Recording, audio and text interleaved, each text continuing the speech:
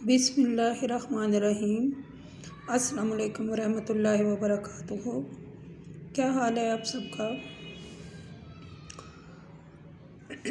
اللہ پاک سے دعا ہے اللہ تعالیٰ ہمیں اپنی حفظ و امان میں رکھے اور ہمارے گناہوں کی معافی دے دے۔ ہم نے جو سلسلہ تفسیر کے پڑھنے کا شروع کیا ہے اس میں نے پہلے بھی جو ایک ویڈیو اپلوڈ کی ہے وہ بھی حج کے بارے میں تھی، اور یہ جو ویڈیو ہے آیت نمبر سورۃ بقرہ ہے، آیت نمبر 197 سے لے کر 203 تک ہے، یعنی 197 تا 203 یہ جتنی بھی آیتیں ہیں، ٹھیک ہے، 197 تا 203 یہ جو 6 آیتیں ہیں، یہ 6 سے 7 آیتیں جو ہیں یہ حج کے متعلقہ ہیں۔ ان میں حج کے تمام تر جو قوانین اللہ تعالیٰ نے واضح طور پر کھول کر بیان کر دیے ہیں۔ اس سے پہلے جو ویڈیو اپلوڈ ہوئی ہے وہ بھی حج کے بارے میں تھی، اور یہ جو 6 آیات ہیں 197 سے لے کر 203 تک تو یہ بھی حج کے ہی متعلق ہیں۔ تو آج ہم یہ 6 آیات جو ہیں آپ کو حج کے جو متعلق ہیں ان کو اکٹھا ہی پڑھیں گے اور حج کے بارے میں معلومات جو ہیں وہ بتائیں گے کہ قرآن نے حج کے بارے میں کیا کہا ہے۔ تو شروع کرتے ہیں، بسم اللہ الرحمن الرحیم۔ الحج اشہر معلومات فمن فرض فیہ الحج فلا رفث ولا فسوق ولا جدال فی الحج وما تفعلوا من خیر یعلمہ اللہ وتزودوا فإن خیر الزاد التقوی واتقون یا اولی الالباب۔ یہ آیت نمبر 97 ہے۔ حج کا احرام باندھنے کے چند مقرر مہینے ہیں۔ جو شخص ان مہینوں میں حج کو اپنے اوپر فرض کر لے تو وہ حج کے ایام میں نہ عورتوں سے میل جول رکھے، نہ کوئی برا کام کرے اور نہ کسی سے جھگڑے، اور اے ایمان والو جو نیک کام بھی تم کرتے ہو، جو نیک کام بھی تم کرو گے وہ اللہ کے علم میں ہوگا، اور اے ایمان والے حج کو جاتے وقت ذرا لے لیا کرو، اس لیے کہ زید ذرا کا سب سے بڑا فائدہ تقوی کا اصول ہے، اور اے عقل والو مجھ سے ڈرتے رہو، اور یہی تقوی کا دامن ہاتھ سے یعنی اللہ کہتے ہیں کہ اے عقل والو مجھ سے ڈرتے رہو، یعنی تقوی کا دامن ہاتھ سے نہ چھوڑو، ٹھیک ہے، تقوی کا دامن ہاتھ سے نہ چھوڑنا۔ اللہ تعالیٰ فرماتے ہیں، مثلا تھوڑی تشریح جو ہے میں آپ کو ساتھ میں کرتی ہوں۔ اللہ تعالیٰ فرماتے ہیں کہ الحج اشہر معلومات، یعنی حج کے چند مقرر مہینے ہیں۔ قرآن مجید میں ان مہینوں کا ذکر نہیں، البتہ صحابہ کرام کے توسط سے ان ناموں کی جو وضاحت ہمیں ملتی ہے وہ یہی ہے کہ یہ مہینے شوال اور ذی القعدہ اور ذی الحج کے ہیں۔ مثلا حضرت عبداللہ بن عمر فرماتے ہیں کہ حج کے چند مقرر مہینے ہیں، یعنی شوال، ذی القعدہ اور ذی الحج، ٹھیک ہے۔ اس کے بارے میں ہے کہ یعنی حج کا احرام باندھنے میں یہی مہینے ہیں ذی الحج کے۔ ان 10 ایام میں 10ویں تاریخ کی صرف رات شامل ہے۔ 10ویں تاریخ کے دن ان ایام میں شامل نہیں ہیں۔ 10 ذی الحج کے دن کے وقت احرام نہیں باندھا جا سکتا۔ اگر کسی مجبوری سے احرام باندھنے میں تاخیر ہو جائے نا تو پھر 10ویں رات کو بھی احرام جو ہے نا وہ مثلا باندھ کر کچھ دیر عرفات میں قیام کر لے اور پھر مزدلفہ میں صبح کی نماز میں شریک ہو جائے تو حج ہو جائے گا۔ اور اگر 10ویں تاریخ کو مثلا دن کے وقت احرام حج باندھے ہیں تو حج نہیں ہوگا، ٹھیک ہے۔ اور اس کے متعلق یہ ہے، آپ صلی اللہ علیہ وآلہ وسلم نے فرمایا جس نے ہماری اس نماز یعنی فجر کو مزدلفہ میں پا لیا اور ہمارے ساتھ مزدلفہ میں وقوف کیا یہاں تک کہ پھر وہ ہمارے ساتھ جمرات روانہ ہوا، تو اس سے پہلے وہ رات کو یا دن کو عرفات میں وقوف کر چکا ہو تو اس کا حج پورا ہو گیا ہے۔ وہ قربانی کے بعد اپنی میل کچیل دور کر سکتا ہے. ٹھیک ہے. آپ صلی اللہ علیہ وسلم نے ایک جگہ اور فرمایا کہ نیکیوں سے بھرپور جو حج ہوگا اس کے بدلے سوائے جنت کے اور کچھ نہیں. ٹھیک ہے. سیدھے راہ لے کا مطلب ہے کہ یعنی کہ آپ اس کے بارے میں آپ کو آگے چل کر اس کی تفصیل میں آپ کو بتاؤں گی. یعنی تھوڑا سا حضرت ابن عباس فرماتے ہیں کہ یمن کے جو لوگ حج کرنے کے لیے آتے تھے نا، وہ اپنے ساتھ لے کر آتے تھے. وہ کہتے کہ ہم اللہ پر توکل کرتے ہیں، یعنی کہ سیدھے راہ کا مطلب ہے کھانے پینے کی چیزیں ساتھ لے کر جانا.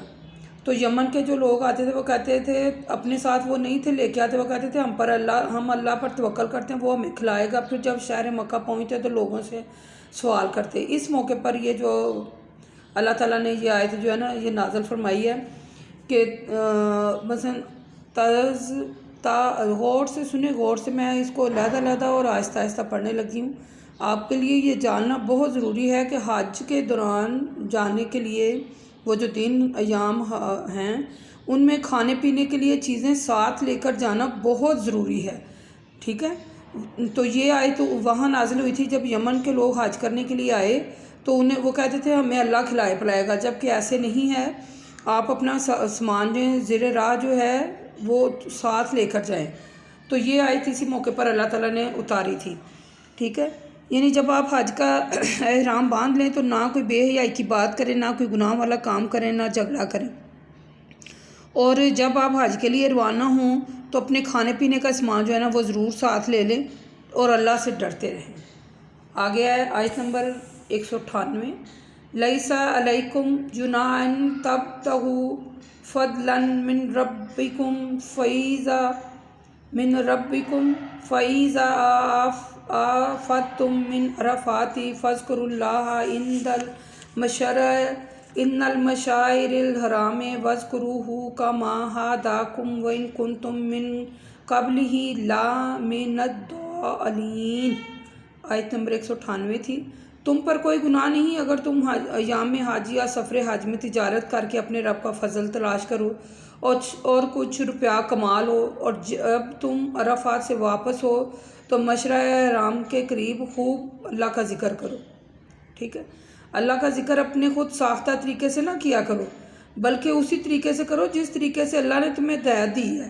اور یہ اچھی طرح سمجھ لو اس سے پہلے کہ تم بالکل گمراہ تھے، تمہیں کچھ معلوم نہیں تھا کہ اللہ کا ذکر کرنے کے کیا طریقے ہیں. سبحان اللہ، سبحان اللہ. بات یہ ہے کہ حضرت ابن عباس رضی اللہ تعالیٰ عنہ فرماتے ہیں کہ ایام جاہلیت میں جو وہ ایک بازار لگا کرتا تھا، جب اسلام آیا تو لوگوں نے موسم حج میں ان بازاروں میں تجارت کرنے کو گناہ خیال کیا. اس وقت یہ آیت نازل ہوئی تھی لیس علیکم جناح تبتغوا فضلا من ربکم، یعنی موسم حج میں اگر تم اپنے رب کا فضل تلاش کرو تو تم پر کوئی گناہ نہیں ہے. اس آیت سے ہمیں یہ معلوم ہوتا ہے کہ دوران حج اگر تجارت کی جائے تو کوئی مذائقہ نہیں. پھر اللہ تعالیٰ فرماتے ہیں کہ جب تم عرفات سے واپس آؤ تو راستے میں مشعر حرام کے مقام پر اللہ تعالیٰ کا ذکر کرو. آپ صلی اللہ علیہ وسلم جب عرفات سے واپس ہوا کرتے تو مزدلفہ میں ایک رات گزارتے اور وہاں صبح کی نماز کے بعد مشعر حرام کے مقامات پر وقوف کرتے اور اللہ تعالیٰ کا ذکر کرتے، دعا کرتے، اللہ تعالیٰ کی حمد و ثنا بیان کرتے، اللہ اکبر کہتے، لا الہ کہتے، اللہ تعالیٰ کی توحید بیان کرتے. اسی طرح کرتے رہتے یہاں تک کہ خوب روشنی ہو جاتی. پھر سورج کے طلوع ہونے سے پہلے آپ وہاں سے منا کے لیے روانہ ہو جاتے. ٹھیک ہے. یہ آیتیں جو ہیں اللہ تعالیٰ نے کھول کھول کر بیان کر دی ہیں تاکہ کوئی بندہ کسی وہم و گمان میں نہ رہے. ایک دفعہ آپ صلی اللہ علیہ وسلم عرفات میں آئے، وہاں نمرہ کے مقام پر آپ کے لیے ایک خیمہ لگا دیا گیا تھا. آپ نے اس میں نزول فرمایا. جب سورج ڈھل گیا تو آپ نے اپنی اونٹنی قصوہ کو کسنے کا حکم دیا. جب وہ کس لی گئی تو آپ اس پر سوار ہو کر بطن وادی میں آئے اور لوگوں کے سامنے خطبہ دیا. پھر موذن نے اذان دی، پھر اقامت کہی. پھر آپ صلی اللہ علیہ وسلم نے ظہر اثر اکٹھی پڑھی، ان دونوں کے بیچ میں کچھ نہیں پڑا. پھر آپ سوار ہو گئے یہاں تک کہ موقوف میں آئے. آپ نے وہاں غروب آفتاب تک وقوف فرمایا. پھر جب شفق کی زردی کچھ کم ہوئی تو آپ وہاں سے روانہ ہو کر مزدلفہ پہنچے. وہاں آپ نے مغرب اور عشاء کی نماز پڑھی. پھر آپ لیٹ گئے یہاں تک کہ جب صبح صادق ہوئی تو آپ نے صبح کی نماز اذان اور اقامت کے ساتھ ادا کی۔ پھر آپ قصوہ پر سوار ہوئے اور مشعر حرام پہنچ کر قبلہ رو ہو گئے۔ پھر آپ نے وہاں وقوف فرمایا۔ آپ دعا کرتے رہے، الحمدللہ، اللہ اکبر، لا الہ کہتے رہے اور اللہ کی توحید بیان کرتے رہے یہاں تک کہ سورج طلوع ہوا اور خوب روشنی ہوئی۔ پھر آپ منا کے لیے روانہ ہوئے۔ یعنی یہ میں نے آپ کو تفسیر سے اس لیے بتایا ہے، احادیث کا حوالہ دے کے، کہ آپ معلوم ہو جائے کہ تمام لوگوں کو عرفات میں قیام کرنا چاہیے، پھر مزدلفہ میں قیام کرنا چاہیے، اور دونوں مقامات پر کثرت سے اللہ کا ذکر کرنا چاہیے۔ ٹھیک ہے، یعنی وَاذْكُرُوهُ كَمَا هَدَاكُمْ، یعنی اللہ تعالیٰ کا ذکر کرو جس طرح اللہ نے تمہیں سکھایا ہے۔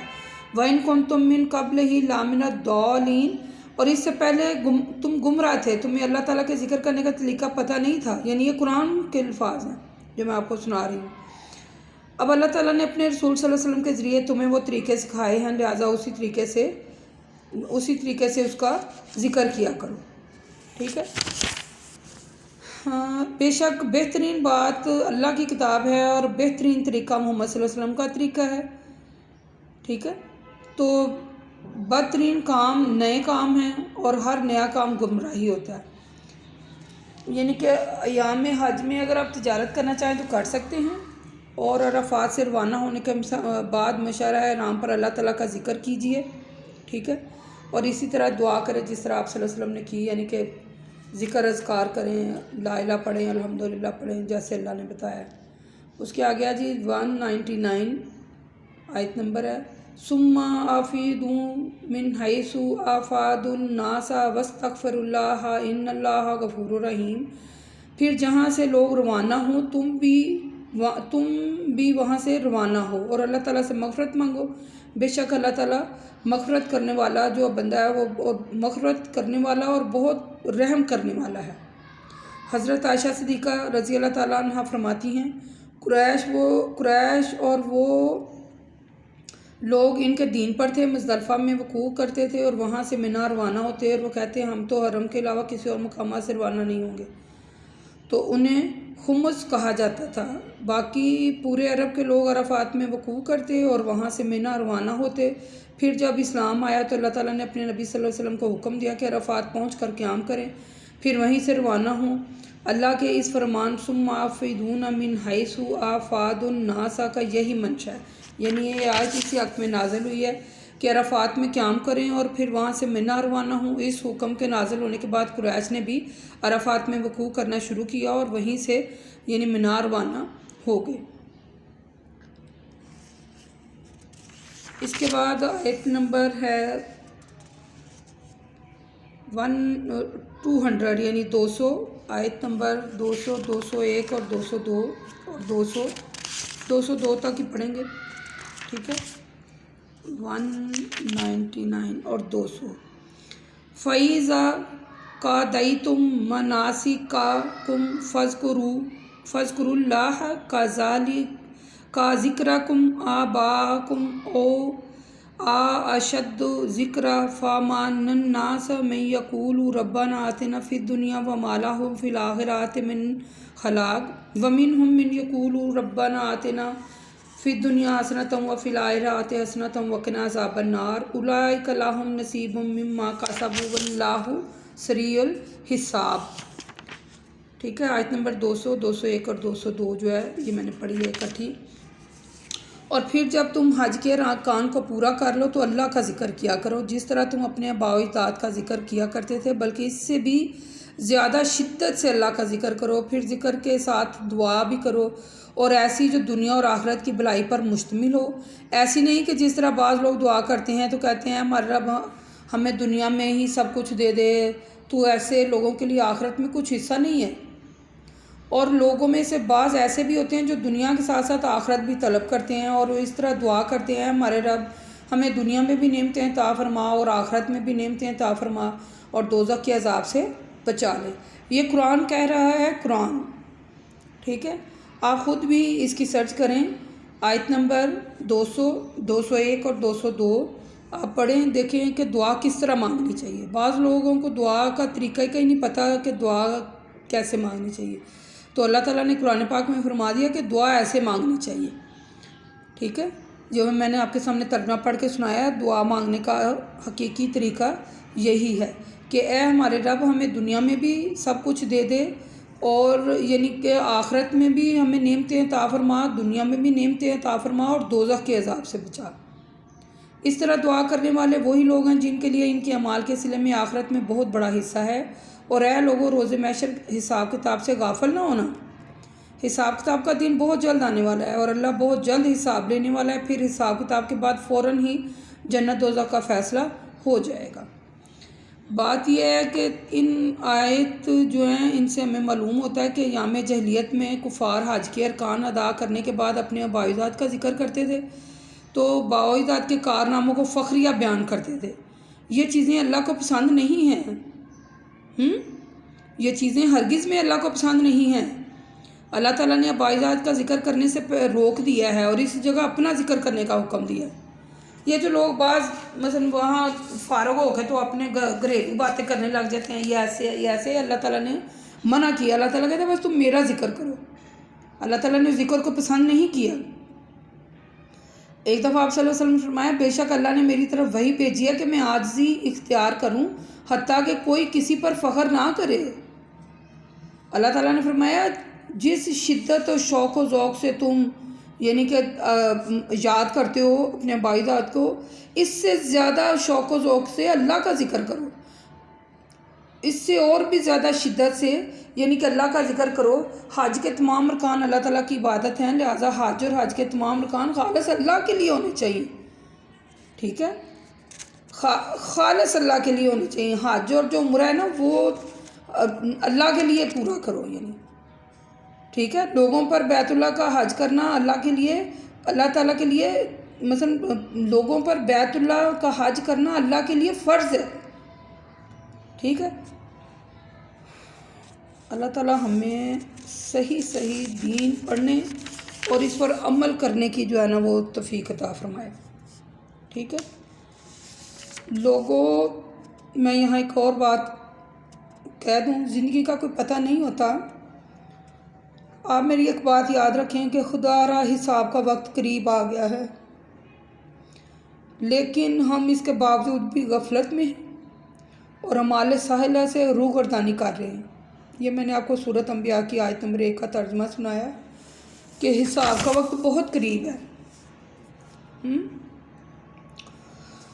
آگے بات یہ کہ اللہ کا ذکر کثرت سے کرنا چاہیے، خصوصاً حج کے زمانے میں، حج کے اہم مناسک ادا کرنے کے بعد، ایام تشریق میں خاص اللہ کا ذکر بس کرنا چاہیے، کیونکہ ہم شاید وہاں واپس پھر نہ جا سکیں، اور جو موقع ہم نے وہاں گوا دیا فالتو باتیں کرنے میں، ادھر ادھر کی باتیں کرنے میں، تو وہ موقع ہمیں دوبارہ نہیں ملے گا۔ اللہ تعالیٰ نے ہمیں وہاں بلایا ہے، اپنے گھر میں بلایا، اپنے گھر کی زیارت کے لیے بلایا ہے، تو ہمیں اللہ کا ذکر کرنا چاہیے، اپنے گناہوں کی معافی مانگنی چاہیے، دنیا میں بھی نعمتیں مانگے اور آخرت میں بھی نعمتوں کا طلبگار رہے، اور دوزخ کی عذاب سے بچنے کی دعا کرتا رہے، اور اللہ تعالیٰ ہمیں عمل صالح کرنے کی بھی توفیق عطا فرمائے۔ آگے ہے جی آخری آیت نمبر 203 ہے، وَاذْكُرُوا اللَّهَ فِي أَيَّامٍ مَّعْدُودَةٍ فَمَن تَعَجَّلَ فِي يَوْمٍ فَلَا إِثْمَ عَلَيْهِ وَمَن تَأَخَّرَ فَلَا إِثْمَ عَلَيْهِ لِمَن اتَّقَى وَاتَّقُوا اللَّهَ وَاعْلَمُوا أَنَّكُمْ إِلَيْهِ تُحْشَرُونَ۔ اے ایمان والو، منا میں قیام کر کے چند دن اللہ کا ذکر کثرت سے کیا کرو۔ پھر اگر کوئی شخص جلدی کرے اور 2 ہی دن میں منا سے مکہ چلا جائے تو اس پر کوئی گناہ نہیں، اور جو دیر سے جائے اس پر بھی کوئی گناہ نہیں ہے۔ اور منا میں زیادہ ٹھہرنا صرف اس شخص کے لیے مستحق ہے جو ریاکاری سے بچے اور جو تقوی اختیار کرے اور جو اللہ سے ڈرتا رہے۔ اے ایمان والو، تم اللہ سے ڈرتے رہا کرو اور خوب سمجھ لو کہ ایک دن ضرور اللہ کے پاس جمع ہونا، پھر وہ اس دن تمہارے مال کا حساب لے گا۔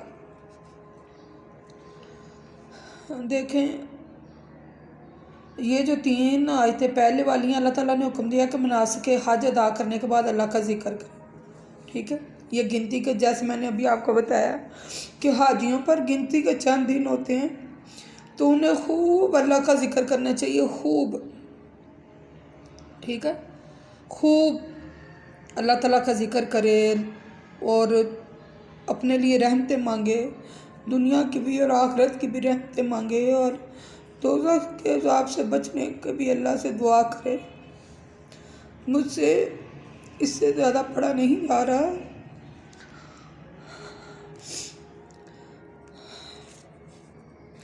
اس کا لپیل باب یہی ہے، آپ کچھ باتیں خاص جو ہیں وہ نوٹ کر لیں۔ حج کو خالص اللہ کے لیے کریں، جب تک قربانی کا جانور ذبح نہ ہو جائے سر نہ منڈوائیں۔ اگر کوئی شخص مریض ہو یا سر میں کوئی تکلیف ہو تو وہ سر منڈوا سکتا ہے، لیکن اسے فدیے میں 3 روزے رکھنے ہوں گے یا 6 مسکینوں کا کھانا۔ اچھا، میں آپ کو دوبارہ سے کچھ یعنی کہ احکام جو ہیں، یعنی جن کا خلاصہ یہ ہے کہ آپ کو بتانے لگی ہوں، غور سے آپ سن لیں۔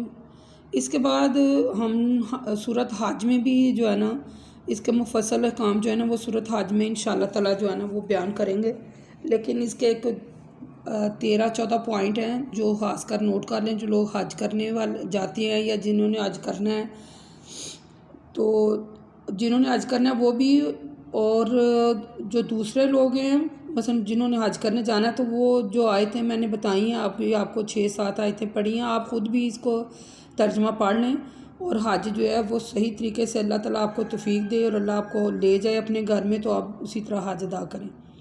تو نوٹ کر لیں، حج نمبر 1 ہے کہ حج کو خالص اللہ تعالیٰ کے لیے کریں، ٹھیک ہے۔ نمبر 2، جب تک قربانی کا جانور ذبح نہ ہو جائے سر نہ منڈوائیں۔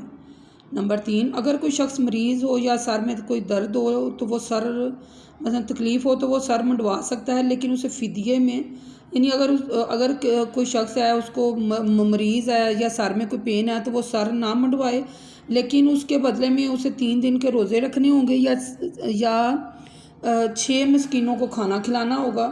ہر ایک مسکین کو نصف ضیاء یعنی تام دنیا دینا ہوگا یا 1 بکری کی قربانی کرنی ہوگی۔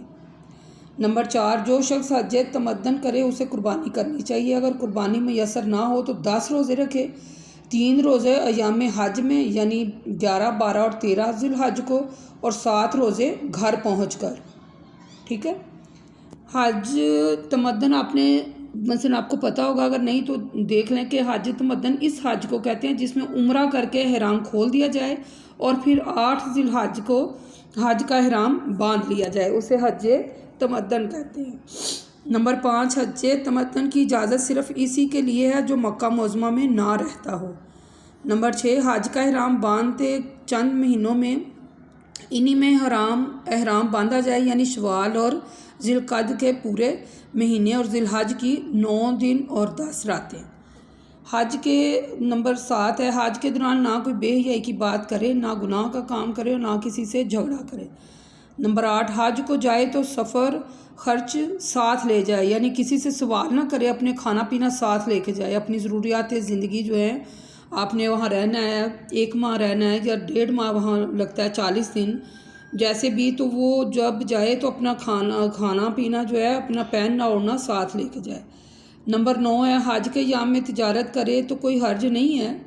نمبر 10، عرفات میں قیام کرے۔ نمبر 11، جب عرفات سے واپس ہو تو مشعر احرام میں ٹھہرے اور اللہ تعالیٰ کا ذکر کرے۔ نمبر 12، تمام لوگ بلا امتیاز تفریق عرفات سے روانہ ہوں اور اللہ تعالیٰ سے اپنے گناہوں کی معافی مانگیں۔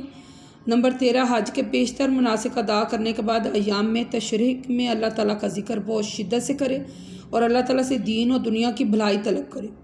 نمبر 14 اور آخری نمبر ہے، منی میں 2 روز قیام کر کے یا 3 دن، دونوں طریقے جائز ہیں بشرطیہ تقوی کا دامن نہ چھوڑے ہوئے، ٹھیک ہے، تقوی کا دامن ہاتھ سے نہ چھوٹنے پائے۔ وما الینا الا البلاغ المبین وقولوا قولی ھذا لی استغفر اللہ استغفر اللہ استغفر اللہ۔ میری آپ سے یہی دعا ہے، میری اللہ تعالیٰ سے یہی دعا ہے اور آپ سے درخواست ہے، خاص خدا را اللہ تعالیٰ سے، آپ کو پتہ چل گیا ہوگا کہ دعا کس طرح مانگنی چاہیے، تو دعا اگر آپ کو اب پتہ چل گیا، میں نے اس میں دعا مانگی ہے کہ آپ کو بتایا کہ قرآن کے الفاظ آپ کو بتا رہی ہوں کہ دعا جو ہے اپنی دنیا کے لیے، اپنی آخرت کے لیے اور جہنم کی آگ سے بچنے کی دعا کرتے رہا کریں، خاص، یعنی اللہ نے دعا کا طریقہ بتا دیا ہے، اسی طرح آپ دعا کیا کریں۔ تو ہمیں اللہ کے حکم سے اگر ہم دنیا بھی طلب کر رہے ہیں، آخرت بھی کر رہے ہیں، اور جہنم سے آزادی بھی طلب کر رہے ہیں، اس کی مثلا آگ سے بچنے کی دعا کر رہے ہیں، تو انشاءاللہ تعالی ہم اپنے رب کے حکم کے مطابق دعا مانگ رہے ہیں، اور انشاءاللہ تعالی اللہ تعالی ہماری دعائیں قبول کرے گا، اور انشاءاللہ اللہ تعالی ہمارے گناہوں کو درگزر فرمائے گا اور ہم پر اپنا رحم فرمائے۔ آمین۔